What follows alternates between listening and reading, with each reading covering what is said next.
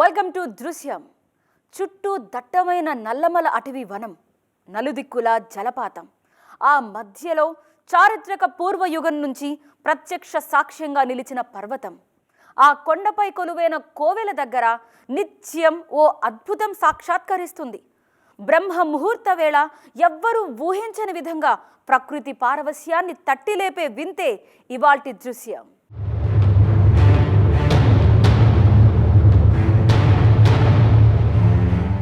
ఆ కొండతో మహాదేవుడు మహావిష్ణువుకి ఉన్న సంబంధం ఏంటి? ఎందుకు ఆ గుట్ట మిస్టీరియస్గా మిగిలిపోయింది? భక్తుల తాకిడి కూడా తక్కువగా ఉండడానికి కారణం ఏంటి? ఆ గుట్టపై ఉదయం సమయంలో విస్మయం కలిగించే ఆ అద్భుతమేంటో తెలుసుకునేందుకు మేము నల్గొండకు బయలుదేరాం.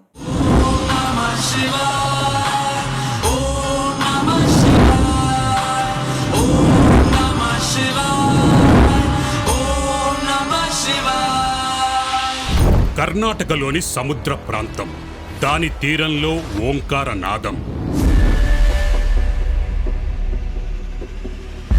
మధ్యప్రదేశ్లో నర్మదా నదీ తీరం, దాని కింద శివుని అతీంద్రియ ప్రపంచం.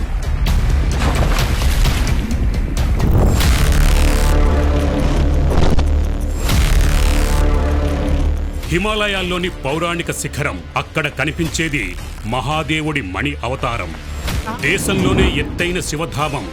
ఇక్కడ అద్భుత దృశ్యం ఏంటంటే కొండపై కనిపించే శివుని ముఖం.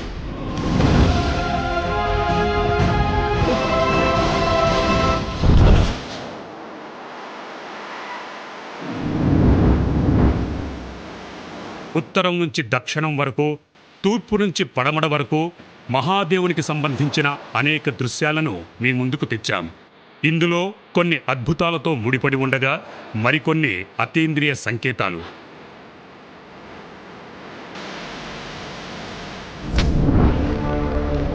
సరికొత్త దృశ్యం అన్వేషణ కోసం ఈసారి మా గమ్యం తెలంగాణలోని నల్గొండ.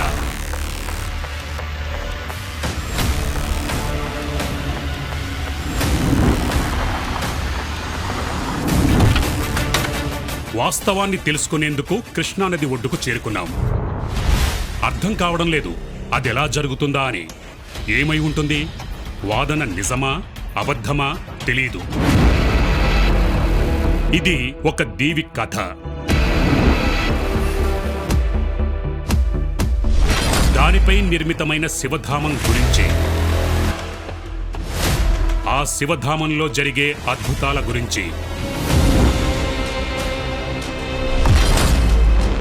వర్షం పడదు, వడగళ్ళు పడవు, మంచు చుక్కలు కనిపించవు. అయినా ద్వీపంలోని ప్రతి మూల నీటితో తడిసినట్టుగా కనిపిస్తుంది.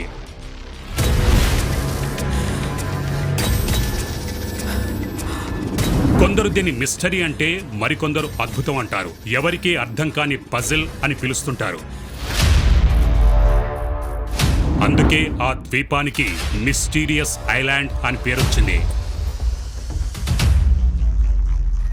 यहाँ पे जो मिस्टीरियस आइलैंड है, अगर उस पे आप सुबह ब्रह्म मुहूर्त में 4 से 5 के बीच में जाओगे तो आपको सब कुछ गीला गीला मिलेगा.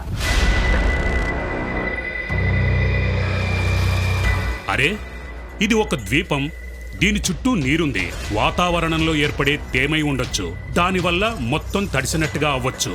ఇదేం అద్భుతం కాదు కదా. మా ఈ వాదనలపై ప్రజలు ఏమన్నారంటే, మీరు వెళ్లి చూడండి, ఉదయం వేళ ద్వీపం దృశ్యం నది నీటితో ఆ శిఖరాన్ని తడిపినట్లు ఉంటుందని అన్నారు. आप जहाँ जा रहे हो वो जगह बहुत ही कम एक्सप्लोर हो रखी है और वहाँ बहुत कम लोग जाते हैं. नॉर्मली उतना लोग जाते नहीं हैं. और उसके पीछे क्या कहानी, क्यों नहीं लोग जाते, क्या मिस्ट्री है इसके पीछे, वो अभी तक किसी को सही ढंग से नहीं पता. इसीलिए उस द्वीप को मिस्टीरियस द्वीप कहा जाता है.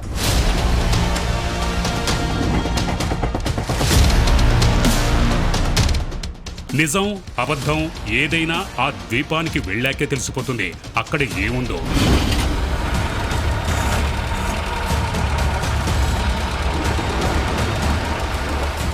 మోటారు పడవెక్కి మిస్టీరియస్ ఐలాండ్ గా పిలిచే ఆ ద్వీపం వైపు పయనమయ్యాం. ప్రజలకైతే నేటికి ఆ ఐలాండ్ పై ప్రగాఢ విశ్వాసం ఉంది. कृष्णा नदी के किनारे से हमारा सफर अब आगे बढ़ चुका है और हम धीरे धीरे पहुंच जाएंगे उस आइलैंड के पास जिस आइलैंड की बातों को सुनकर, जिसकी कहानियों को पढ़कर हम यहां तक पहुंचे हैं। భౌగోళికంగా చూస్తే కృష్ణా నది మహారాష్ట్రలోని మహాబలేశ్వరంలో పుట్టి కర్ణాటక, తెలంగాణ, ఆంధ్రప్రదేశ్ మీదుగా 1400 కిలోమీటర్లు ప్రయాణించి బంగాళాఖాతంలో కలుస్తుంది. పౌరాణిక కోణంలో చూస్తే కృష్ణా నది విష్ణువు పవిత్ర భాగమంటారు. నదిలో ఉన్న ఆ ద్వీపంపై శివుడి ఆలయం ఉంది.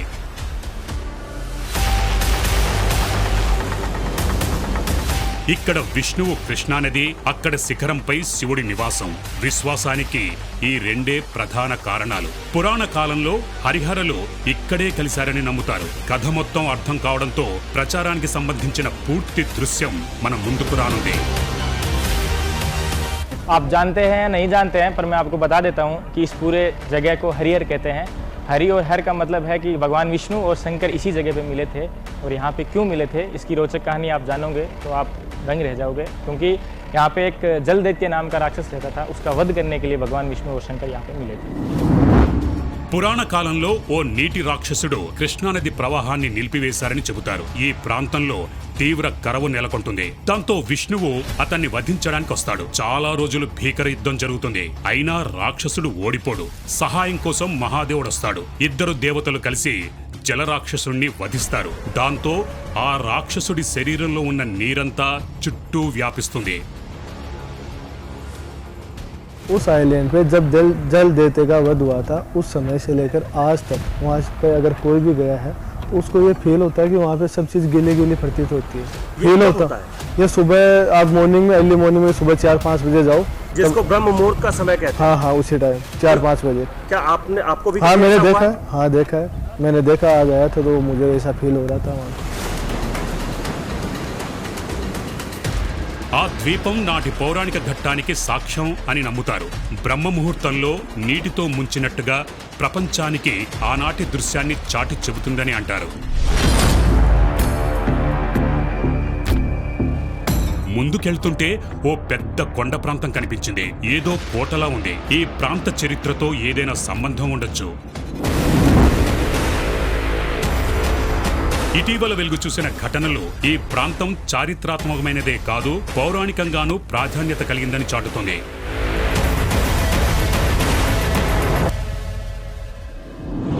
తెలంగాణలోని నల్గొండకు సరిగ్గా 300 కిలోమీటర్ల దూరంలో కర్ణాటకలోని రాయచూరులో కృష్ణానది ఒడ్డున 1960లో జరిపిన తవ్వకాల్లో పురాతనమైన విష్ణువు విగ్రహం ఒకటి వెలుగు చూసింది. అది విష్ణువు దశావతారంలో కనిపించేలా ఉంటుంది. పరిశోధనలో ఏం తెలిందంటే ఆ అద్భుతమైన విగ్రహం 10వ శతాబ్దం కంటే పురాతనమైందని. షాకింగ్ విషయం ఏంటంటే అయోధ్యలో ఉంచిన రామ్లాలా విగ్రహం ఈ విగ్రహాన్నే పోలుంటుంది. కృష్ణానది ఒడ్డున విష్ణుమూర్తితో పాటు ఒక శివలింగం కూడా లభించింది. ఈ ప్రాంతానికి శివుడు, విష్ణువులకు పురాతన సంబంధం ఉందనడానికి ఇది సాక్ష్యమని నమ్ముతుంటారు. తవ్వకాలు జరిపిన ప్రదేశం ఇక్కడి నుంచి దూరంలో ఉన్నప్పటికీ దాని రుజువు దీని ఒడ్డులోనే ఉంది.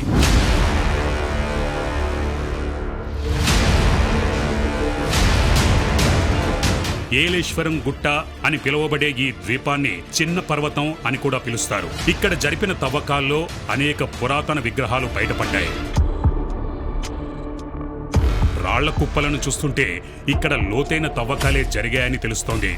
ఇక్కడ లభించిన శిల్పాలు, కళాఖండాలను భద్రపరిచి హైదరాబాద్ మ్యూజియంలో ఉంచారు. మరికొన్ని చిన్న చిన్నవి కూడా ఉండేవి.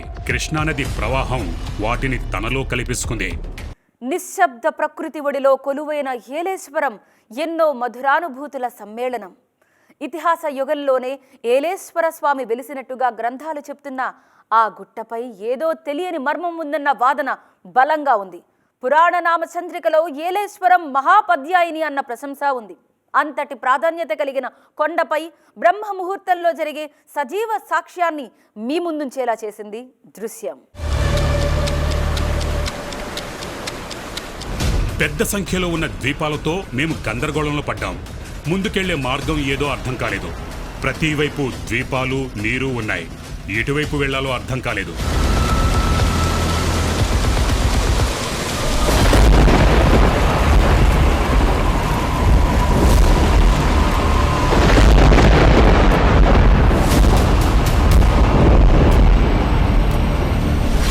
వాతావరణం ఒక్కసారిగా మారిపోయింది. ఉరుములు, మెరుపులు భారీ వర్షాన్ని సూచించాయి. కానీ తర్వాత ఒక్కసారిగా మారిన వాతావరణం పరిస్థితిని మళ్లీ నార్మల్గా మార్చింది. మా కళ్ళు ఆ ద్వీపం కోసం వెతుకుతున్నాయి. అప్పుడే ఒక ద్వీపాన్ని చూశాం.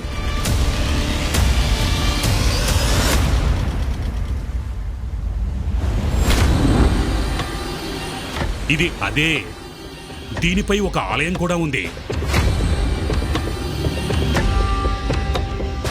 धीरे धीरे अब हम बिल्कुल उस पर्वत के करीब पहुंच गए हैं, उस आइलैंड के करीब पहुंच गए हैं जिसे मिस्टीरियस आइलैंड कहते हैं।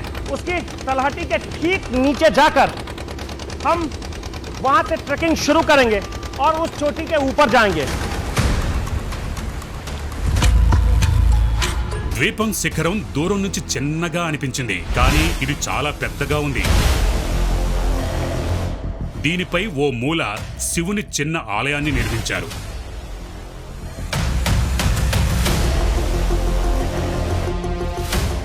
ఇక్కడ ఒక ఆలయం ఉన్నప్పటికీ మిస్టరీ కథలు ప్రజలను దూరంగా ఉంచాయి. ఆలయం తెరిచే ఉంటుంది, కానీ ప్రజలు సంవత్సరానికి ఒకేసారి ఇక్కడికొస్తారు. ఉదయం వస్తారు, సాయంత్రానికి తిరిగి వెళ్తారు.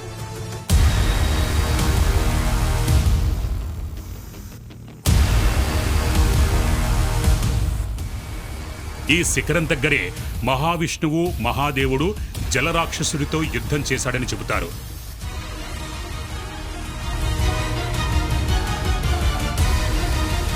ఆ రోజు నుంచి బ్రహ్మముహూర్త సమయంలో, అంటే చీకటి ముగిసి సూర్యుడు ఉదయించే సమయంలో జలరాక్షసుణ్ణి చంపినందున ద్వీపం దానంతట అదే తడిసిపోతుంది, తడిని ఆపాదించుకుంటుంది.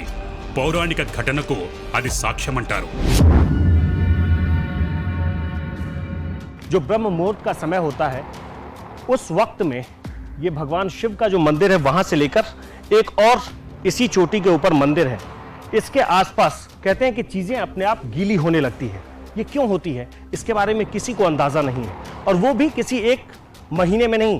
ऐसा हो सकता है कि आप कहेंगे कि ये नमी की वजह से हो सकता है, क्योंकि आसपास चारों तरफ पानी है। ये गर्मी की वजह से हो सकता है, ये बारिश की वजह से हो सकता है। लेकिन ये सिर्फ किसी एक महीने की कहानी नहीं है। वो चाहे गर्मी का महीना हो, ठंड का महीना हो, बारिश का महीना हो, हर महीने में यहाँ ऐसा महसूस होता है कि आसपास की चीजें गीली हो गई है या गीली हो रही है। ऐसा क्यों होता है, आज हम इसकी जांच करेंगे। పూర్తి వివరాలు తెలియాలంటే ఒక రాత్రి ఇక్కడ గడపాల్సి ఉంటుంది. ఉదయం సమయంలో ఆ దృశ్యాన్ని కళ్ళారా చూడొచ్చు. చూసినంత మాత్రాన ఏం కాదు, కెమెరాలో చూపించాలంటే మరికొన్ని ఏర్పాట్లు చేయాలి.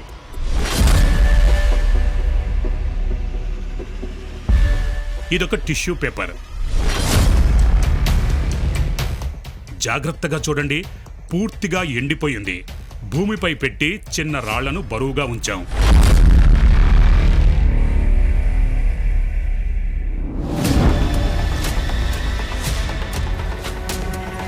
ఒక్కదానితో సరిపోదు, ఇంకేం చేయొచ్చు? అప్పుడే మదిలో ఒక ఆలోచన వచ్చింది.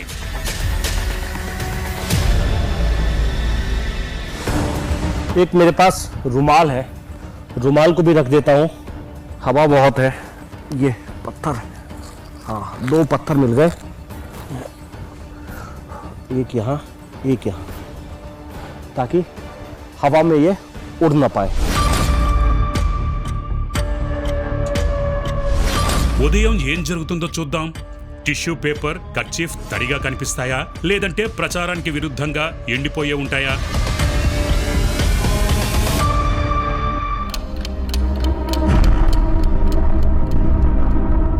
ఉదయం సమయంలో ఏం జరుగుతుందో చూడాలన్న ఆతృత పెరిగింది. నిజంగా ఈ భూమి తడిసిపోతుందా? రాళ్లు కూడా తడుస్తాయా? గుడి గోడపై నీటి ఆనవాళ్లు కనిపిస్తాయా? ఉత్సుకతతో రాత్రి భారంగా మారింది.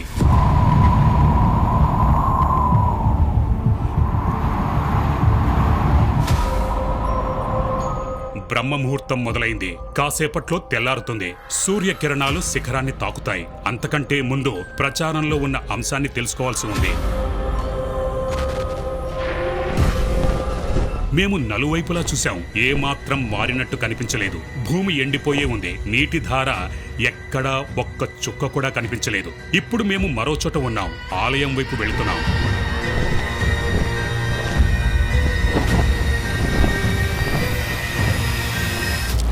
కెమెరా లెన్స్ పై నీటి చుక్కలు కనిపించాయి. అలా పదే పదే అవుతోంది. ఇదేం పెద్ద విషయం కాదు. నీరున్న చోట కామన్ గా జరుగుతూనే ఉంటుంది. మేము ఆలయం వైపు వెళ్తున్నాం. అక్కడే టిష్యూ పేపర్, కర్చీఫ్ను ఉంచాం. దారిలో చెట్టు కొమ్మలపై నీటి ధారలు కనిపించాయి. ఆకుల నుంచి నీటి ధారలు కారుతున్నాయి. ఎక్కువగా తడిసినట్టుగా ఉన్నాయి.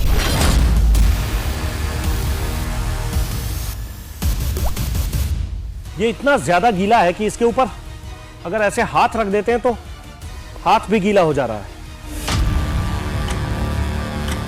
ఆశ్చర్యం ఏంటంటే అన్ని చెట్లు తడిగా లేవు. కొన్ని ఎండినవి కూడా ఉన్నాయి. ఈ వింత ఏంటో అర్థం కాలేదు. ఇక్కడి వాతావరణం కాస్త వేరుగా ఉంది. టిష్యూ పేపర్ పరిస్థితి మరీ దారుణంగా ఉంది. పూర్తి పేపర్ నీటిలో తడిసినట్టుగా మారింది.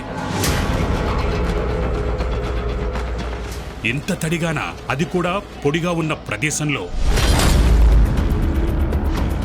अभी सुबह के तकरीबन 4 बजे हैं और इसे जब मैं ऐसे देख रहा हूं तो लग रहा है जैसे ये पूरा गीला हो गया है। ये कैसे हो सकता है? मंदिर से कुछ हटकर मैंने एक रुमाल भी रखा था, अब उसे भी देखता हूं। భూమిలో ఉన్న తేమ వల్ల తడిసి ఉండొచ్చని చెప్పేవారుంటారు. కాబట్టి దీన్ని మేము రాళ్లపై ఉంచాం. వాతావరణంలో మార్పుల వల్ల కావచ్చు, కానీ ఇంత ఎక్కువగా రాళ్లపై పెట్టిన పేపర్ తడిసిపోయేలా? తేడాను మీరు కూడా చూడొచ్చు. ఒకవైపు ఉన్నది సాయంత్రం పెట్టిన టిష్యూ పేపర్, ఎండిపోయింది అదే టిష్యూ పేపర్. బ్రహ్మ ముహూర్తంలో చాలా తడిగా కనిపించింది.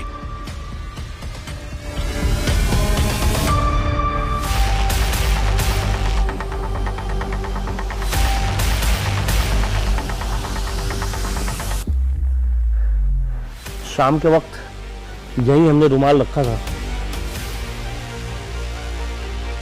अरे ये गीला हो गया। ये तो बिल्कुल गीला है।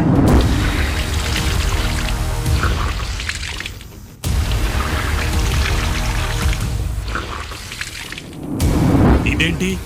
ఇది అసాధ్యం. కర్చీఫ్ ఇంత తడిగా ఎలా మారింది? రాత్రి వర్షం కూడా పడలేదు. ఎండిన కర్చీఫ్ నుంచి ఇన్ని నీళ్లు రావడం అసాధ్యం. మరి ఏమై ఉంటుంది?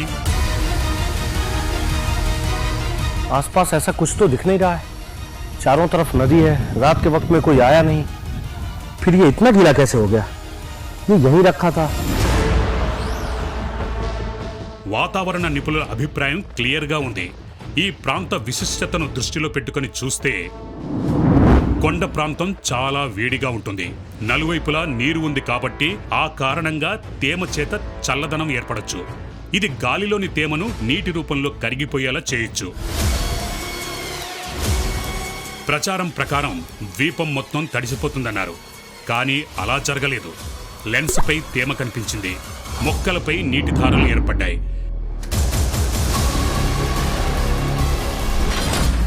ఇప్పటి వరకు బాగానే ఉంది. ఇదంతా సహజంగా అనిపించింది. కానీ టిష్యూ పేపర్, కర్చీఫ్ చాలా ఆశ్చర్యపరిచింది. ప్రచారం నిజమైతే రాళ్లు కూడా తడవాలి. ఆలయం గోడ కూడా తడిసిపోయేది. ద్వీపంపై నీటి ఛాయ కనిపించేది. కానీ అలా లేదు. కొన్ని మొక్కలు, టిష్యూ పేపర్ వంటివి మాత్రమే తడిశాయి. కర్చీఫ్ నుంచి వచ్చిన నీటి ధారలు షాక్కు గురిచేసింది. ఈ ద్వీపంపై ఏదో ఉంది. అదేంటో అర్థం కాలేదు. ఈ గందరగోళంపై మేము ఓ వాతావరణ నిపుణుడి దగ్గరకు వెళ్ళాం.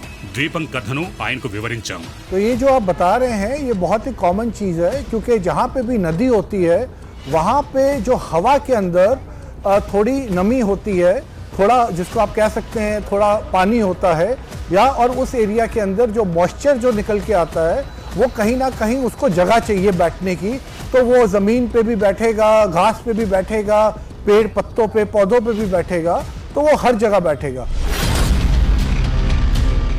కర్చీఫ్ నుంచి వచ్చిన నీటిని చూపించినప్పుడు నిపుణుడు కూడా ఆశ్చర్యపోయాడు. ఆ ప్రదేశంలో ఏదో సైంటిఫికల్ పజిల్ ఉందన్నారు. భారతదేశంలో ఇలాంటి అనేక సహజ ప్రదేశాలున్నాయి. ఒకప్పుడు అద్భుతంగా భావించేవారు. ఈ ద్వీపంలో కూడా అలాంటి పజిలే ఉంది. ఇక్కడి వాతావరణంలో ఉన్న సైన్స్ను ఇంకా గుర్తించలేకపోయారు. అప్పటి వరకు ఆ పజిల్ మిస్టరీగానే మిగిలిపోతుంది. ప్రజలు దీన్ని అద్భుతంగా భావిస్తూనే ఉంటారు.